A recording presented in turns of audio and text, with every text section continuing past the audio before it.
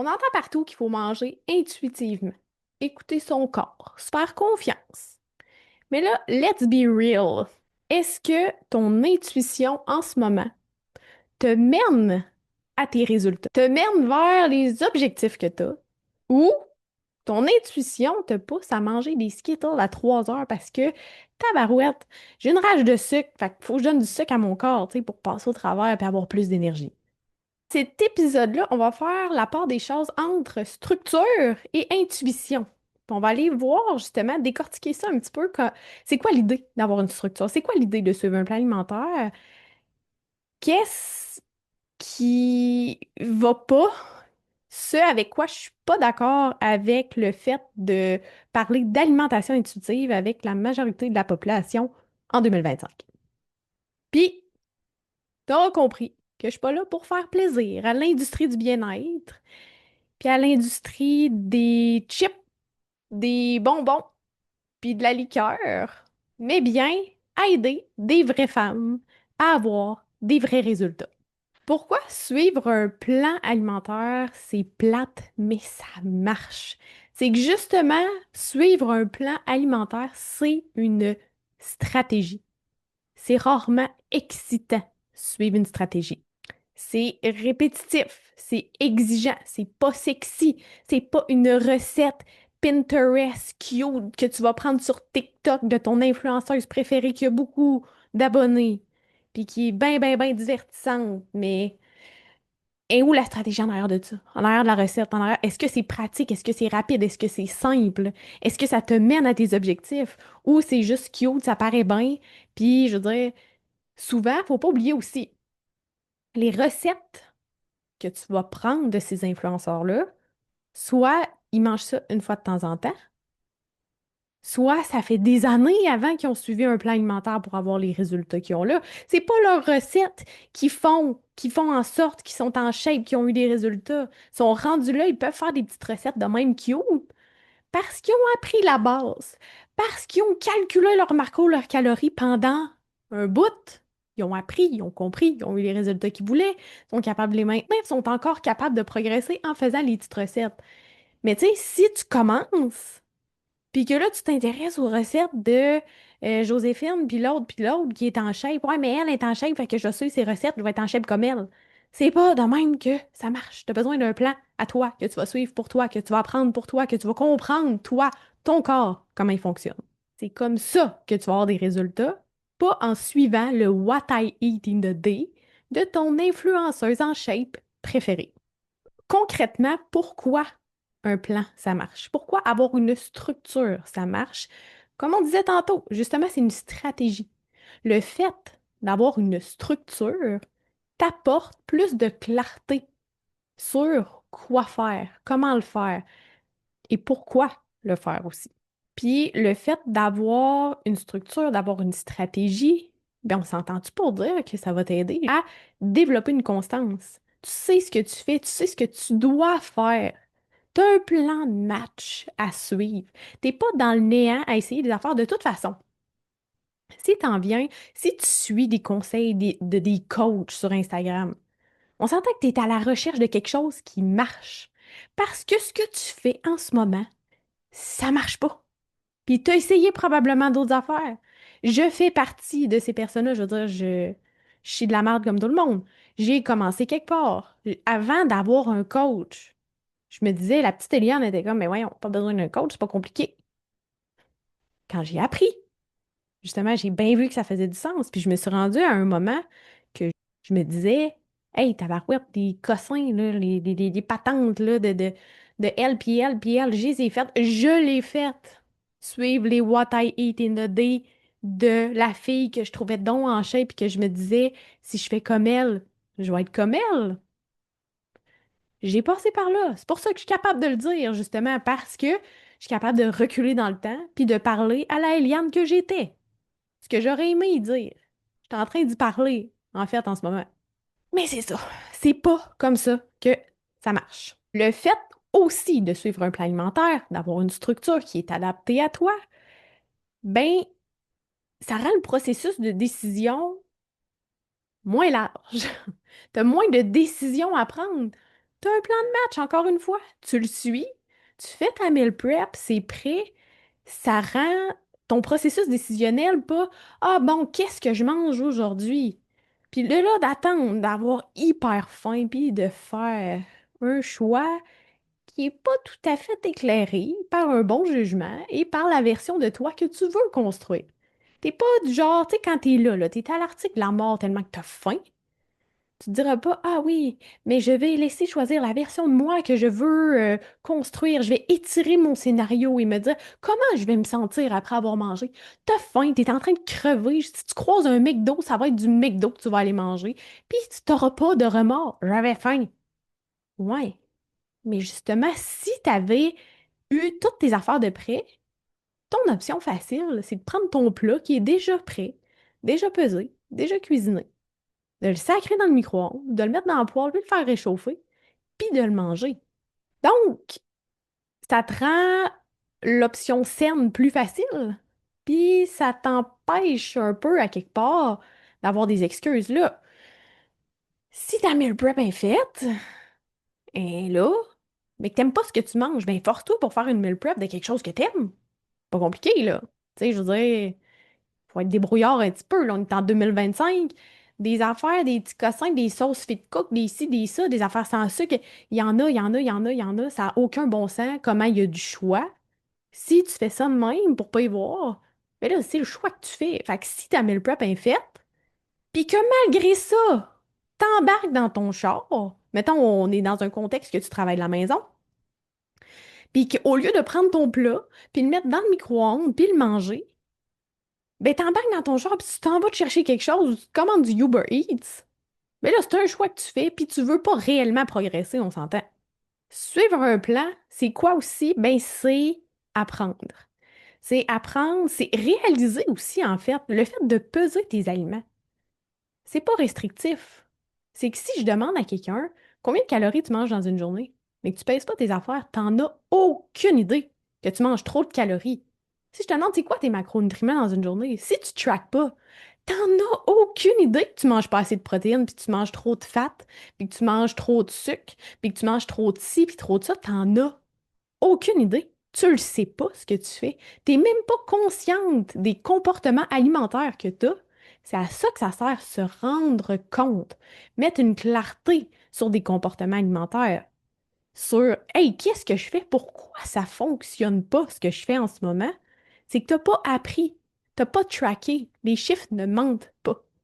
Fait que si, justement, tu te mets à tracker tes trucs, t'es comme, hey, shit, OK, j'ai mangé genre 3000 calories dans ma journée.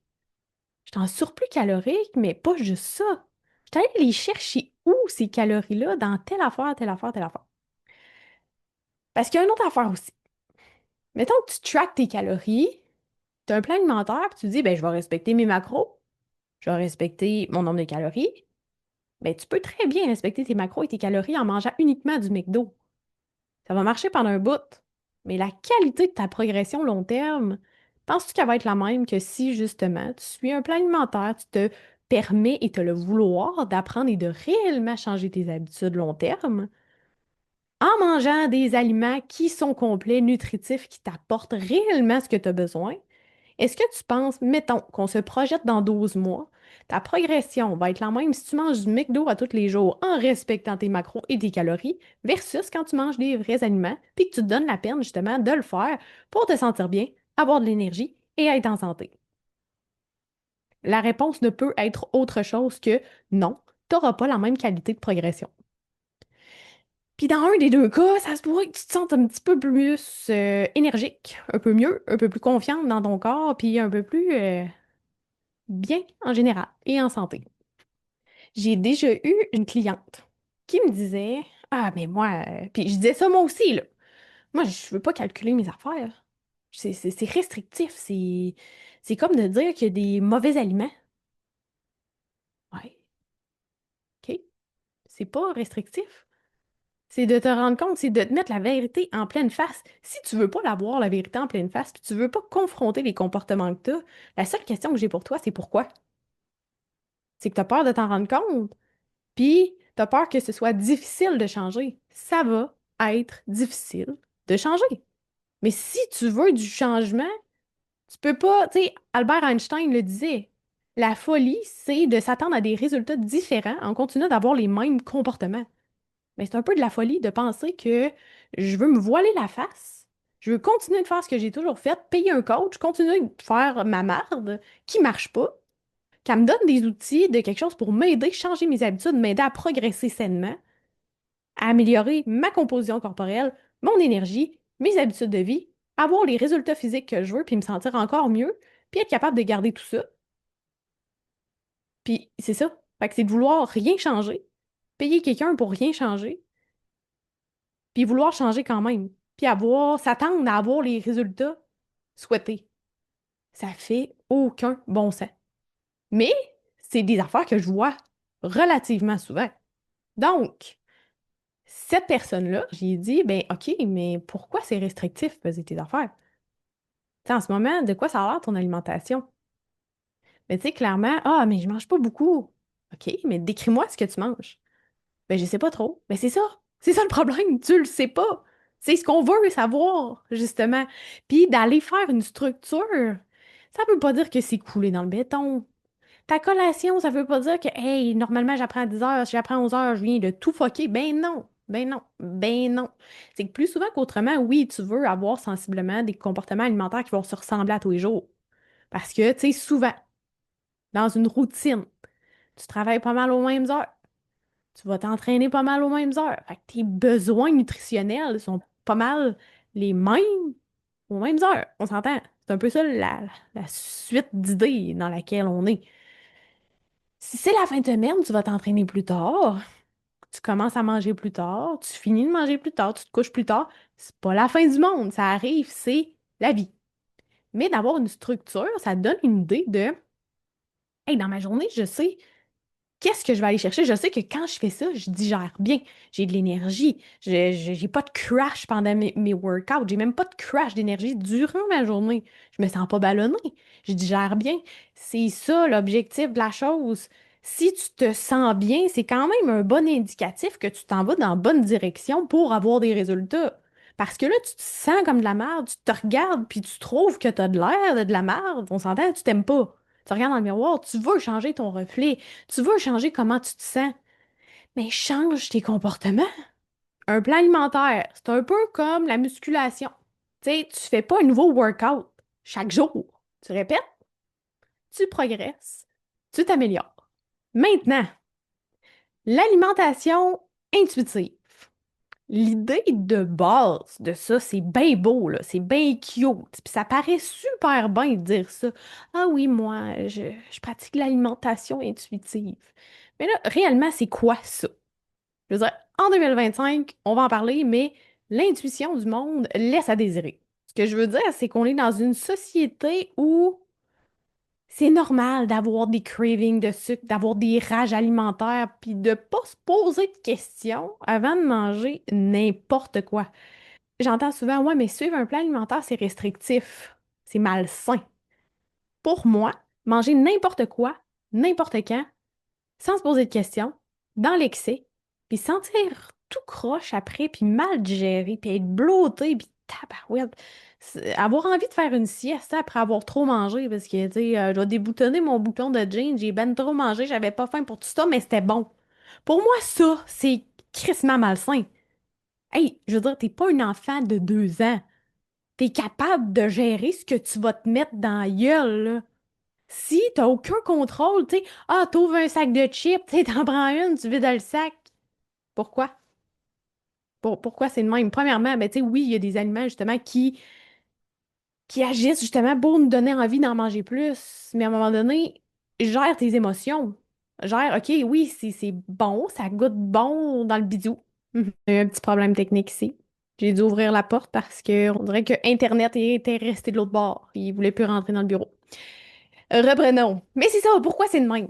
Puis on va aller voir aussi, justement, ben on va faire le tour de la question par rapport à l'alimentation intuitive parce que je trouve que c'est quelque chose qui revient très souvent.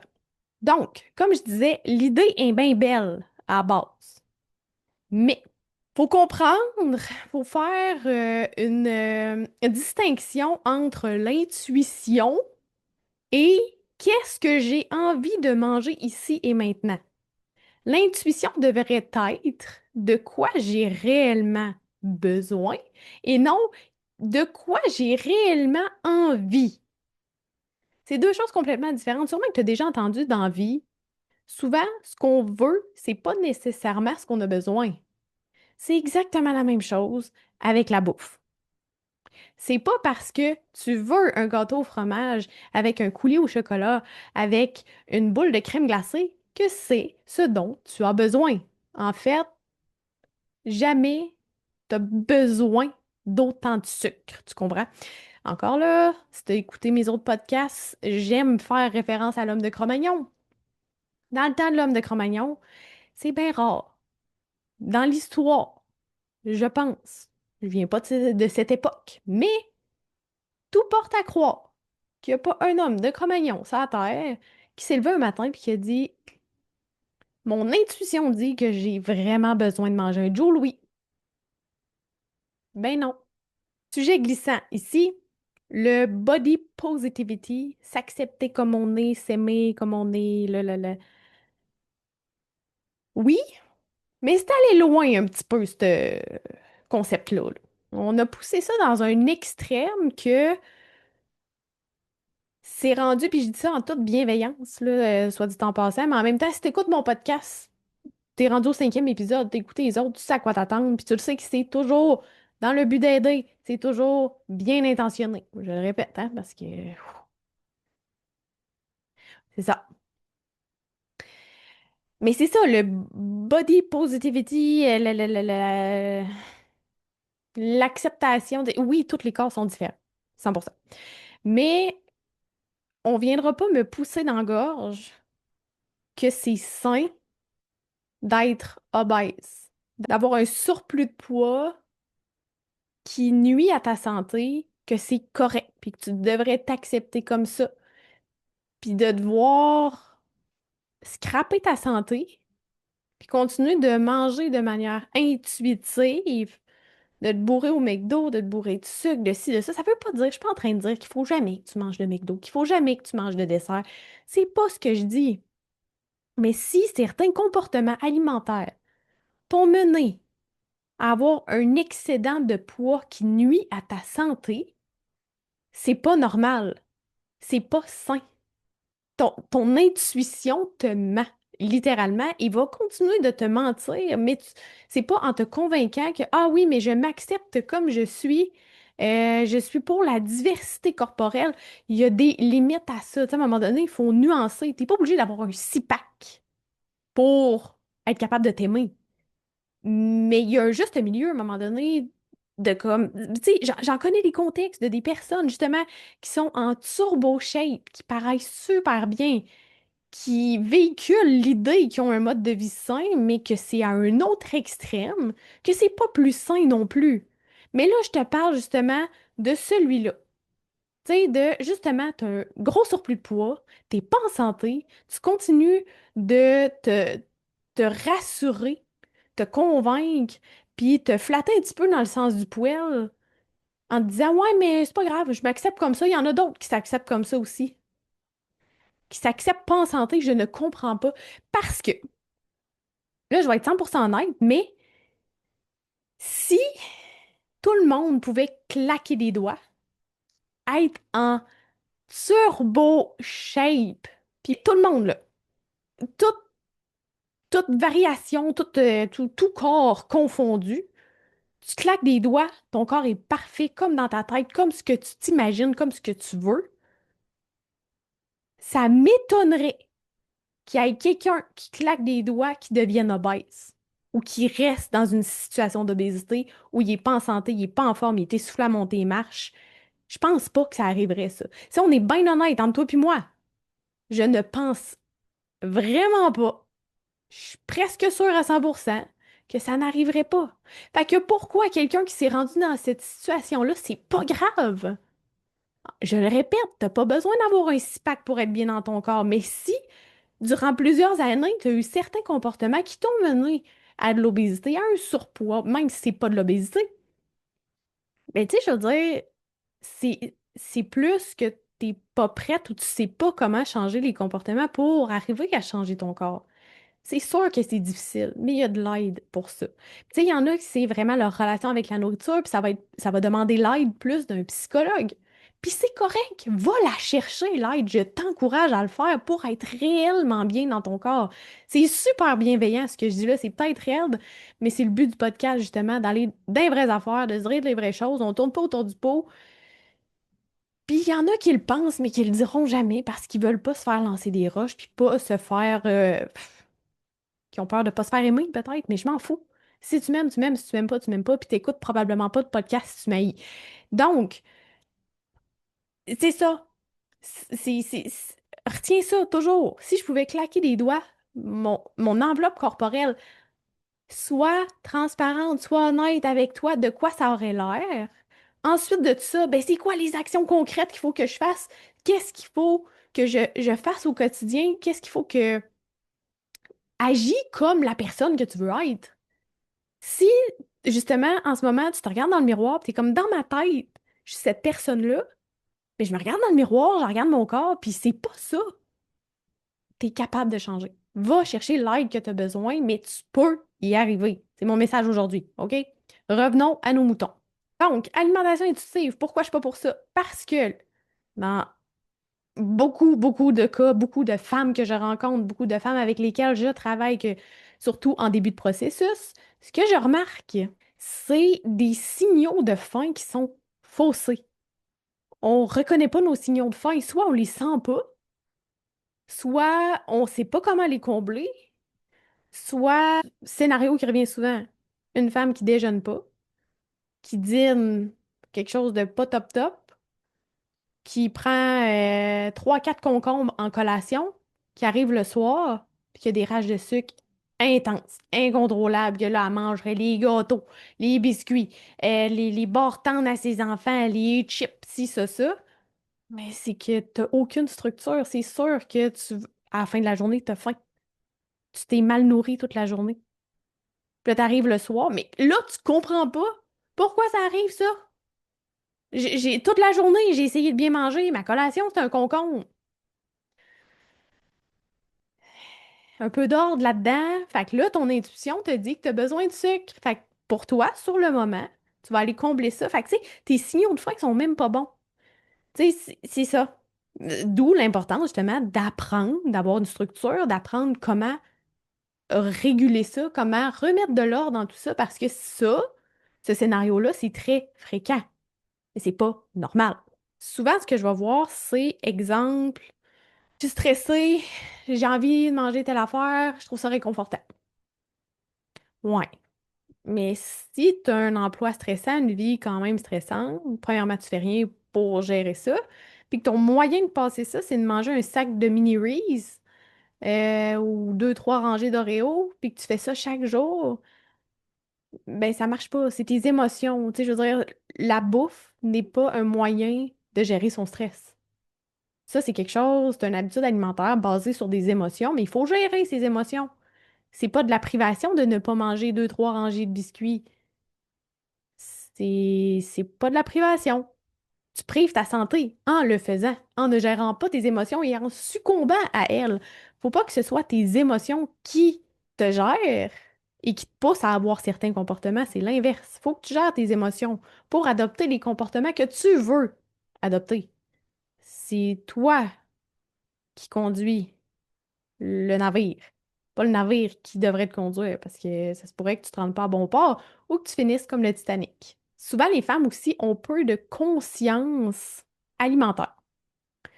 Ce que je veux dire par là, encore une fois, c'est on n'a pas conscience des calories dans quelque chose, des nutriments dans quelque chose. On se pose pas ces questions-là. Souvent, tout ce qu'on regarde, en fait, justement, c'est les calories. Ah, s'il y a beaucoup de calories, c'est pas bon. Mais s'il n'y a pas beaucoup de calories, ben en fait, c'est rare. Un aliment qui est bien plein de sucre, bien plein de gras, qui a peu de calories. Mais il y a autre chose que juste les calories. Les ingrédients dans un aliment, c'est important. On regarde ça, la liste des ingrédients. Qu'est-ce qu'on regarde dans une liste d'ingrédients? Qu'est-ce qu'on regarde dans les macros? Comment déterminer quand tu regardes une table de valeur nutritive? Comment déterminer si ça, c'est une source de protéines, une source de glucides ou une source de lipides? Comment on détermine ça? Comment c'est important? Qu'est-ce qu'on veut comme apport dans notre journée? On veut que ça représente quoi, les lipides, sur nos calories totales d'une journée? Qu'est-ce qui est le mieux pour une femme pour sa santé hormonale? Qui se pose ça comme question? Ben, c'est ce qu'on apprend dans un suivi, mais monsieur, madame, tout le monde à l'épicerie, c'est pas la majorité qui fait ça. Mais de l'apprendre, de comprendre pourquoi, va nous aider à faire des meilleurs choix alimentaires, des meilleurs choix nutritionnels, des meilleurs choix qui vont combler les réels besoins de notre corps.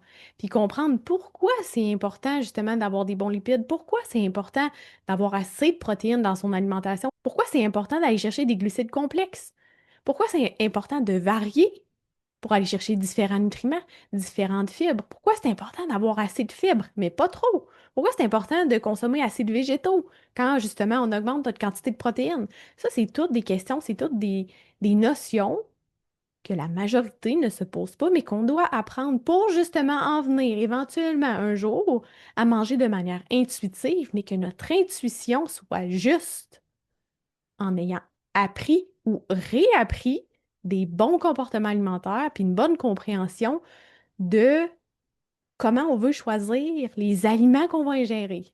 Donc, ton intuition ne te protège pas de ton environnement. Ton plan alimentaire, oui, parce que ton plan alimentaire, tu sais, hey, ma structure, je sais c'est quoi, je sais que quand je fais ça, je me sens bien. Mon oncle Yvon, lui, qui te dit, ben non, on mange de la poutine, ça va être bon. Puis que là, si ton intuition te dit, ouh, oui, ça serait bon, une poutine, mais que t'arrêtes ça là, ben tu vas manger la poutine. Après, tu vas avoir mal au cœur. Puis tu n'atteindras jamais tes objectifs parce que tu vas continuer d'avoir le même genre de comportement basé sur tes émotions et non sur tes besoins réels. Parce que tu n'auras pas appris tout ce que je viens de dire. Donc, je crois fortement qu'une intuition peut se reconstruire par le biais d'apprendre en suivant une structure alimentaire, un plan alimentaire. C'est de revenir à une base structurée, de réapprendre à manger assez des bonnes choses, puis tasser certaines choses qui sont des petites gâteries une fois de temps en temps. De ah, ça me tente. Oui, ça peut être un petit plaisir de la vie, mais les petits plaisirs de la vie, tu sais, encore là, je reviens avec mon histoire de biscuits. Si ton petit plaisir de la vie, c'est de manger des biscuits, mais que tu en manges deux, trois rangées par jour, chaque jour, là, tu es constante sur quelque chose qui te nuit. Faut que tu le changes. Faut pas que tu te dises, ah ouais, mais là, on a juste une vie, là. Justement, si une même t'as envie de la vivre, tu seras pas plus heureuse parce que tu manges trois rangées d'Oreo par jour. Au contraire, ça va te limiter, ça va te garder dans un état dans lequel t'es pas bien. Puis, l'alimentation, ça agit non seulement sur ta composition corporelle, mais sur ce qui se passe ici. Puis, en jouant sur ce qui se passe ici, ben, ton processus décisionnel, autant sur qu'est-ce que tu vas faire, tu vas-tu y aller ou tu iras pas au gym? J'aime dire, l'alimentation, tu sais, ça commence le matin, ça finit le soir, tu sais, c'est plusieurs fois par jour. Mais c'est le premier domino quand même que tu vas pousser dans ta journée. Si tu commences ta journée en mangeant de la pizza, ben ça se pourrait que le reste de ta journée, les autres dominos qui tombent soient orientés vers un choix de pizza. Dans le sens, hey, t'as déjeuné de la pizza le matin, tu dois-tu te sentir, ou de la poutine, genre, c'est encore plus dégueulasse, me semble. Mais mettons, tu manges poutine, pizza, whatever, là, tu manges une marde de même le matin, pizza frette, hey, je faisais ça quand j'étais jeune, c'est dégueulasse. Je ferais plus jamais ça, je pourrais pas. Je serais pas capable. Mais c'est ça, tu sais, après, comment tu te sens? T'as-tu envie? Hey, c'est le matin. Ce que t'as dans le corps, c'est de la pizza puis du café, d'aller t'entraîner. Après ça, ben, ça se peut que tu fasses, ouah, que tes signaux de faim, après ça, soient un petit peu fuckés, puis ça se peut-tu que le midi, ah, Caroline, on dirait que ça me brasse dans l'âne, j'ai pas tant faim, mais que là, rendu dans l'après-midi, t'as faim. Bon, je vais me chercher une petite barre de chocolat, un petit, hey, un petit regain d'énergie, puis après ça, wow, grosse drop, j'irai faire une sieste. Fait que ça se peut que tu restes assis sur ton téléphone à scroller à la place d'aller prendre une marche. Tandis que si tu commences ta journée, hey, je me lève, je prends un grand verre d'eau, je prends mes suppléments, je m'en vais prendre une marche, après ça, je prends mon bon déjeuner, je m'en vais m'entraîner, je m'en vais travailler, je suis dedans, yes, let's go. Sur l'heure du dîner, je dîne, après ça, hey, il fait beau dehors, c'est 10 minutes de marche, 10 minutes, y a rien là. mais ça fait du bien. Hey, ça m'active, ça m'aide à digérer, c'est le fun. Tabarouette, je vais avec mes collègues, on jase en même temps, tout. Je retourne travailler, j'ai de l'énergie toute la journée, je reviens le soir. Je m'en vais jouer dehors avec les enfants. J'écoute un film avec mon chum, je me couche, belle fatigue, je dors super bien, puis le lendemain, let's go, on recommence. C'est deux scénarios complètement différents, mais on le dit souvent, on est ce qu'on mange, on est ce qu'on consomme, on est ce qu'on choisit. Fait que si tu choisis de pousser un domino de pizza, attends-toi à ce que le reste de ta journée soit à l'image de ce que tu essayes de changer. Versus si tu changes tes habitudes, puis tu pousses le domino de la version que tu essayes de créer, le scénario est complètement différent, le pattern est complètement différent, puis ce vers quoi tu t'en vas, c'est complètement différent aussi. Puis je pense aussi fortement que de suivre une structure, de suivre un plan alimentaire permet d'apprendre tout ça, puis d'éventuellement, ça veut pas dire de peser sa bouffe toute sa vie, mais c'est que ça t'apprend une belle base, ça t'apprend des nouveaux comportements, ça t'apprend des bons comportements alimentaires, ça reconstruit ton intuition, puis ça te permet un petit peu plus de flexibilité consciente par la suite. Donc, ce que tu dois retenir, c'est pas un choix entre ton intuition et le plan. C'est le plan d'abord, apprendre, puis utiliser ton intuition reprogrammée ou rééduquée, si on peut dire. C'est pas non plus un combat entre rigidité et liberté.